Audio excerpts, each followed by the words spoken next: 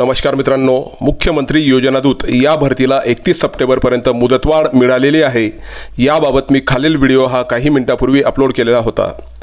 या व्हिडिओच्या कमेंट बॉक्समध्ये भरपूर मित्रांनी कमेंट्स केलेले आहेत की सर संबंधित व्हिडिओ हा खोटा किंवा फेक आहे। तर मित्रांनो, ही अतिशय 100% खरी अशी माहिती आहे।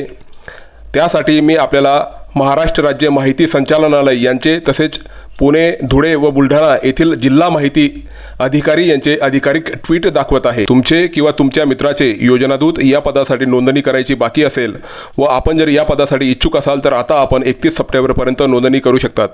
मित्रांनो, यासाठी मी योजनादूत या वेबसाईटला भेट देत आहे। चला तर मग आपण पाहूया। मित्रांनो, योजनादूत या वेबसाईटचा डॅशबोर्ड आपण पाहू शकतात।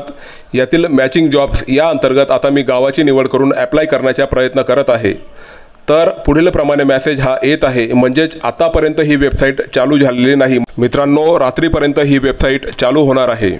त्यामुळे जर आपले योजनादूत या पदासाठी अप्लाय करायचे राहून गेले असेल तर आपण 31 सप्टेंबरपूर्वी या पदासाठी पुन्हा अर्ज करू शकतात।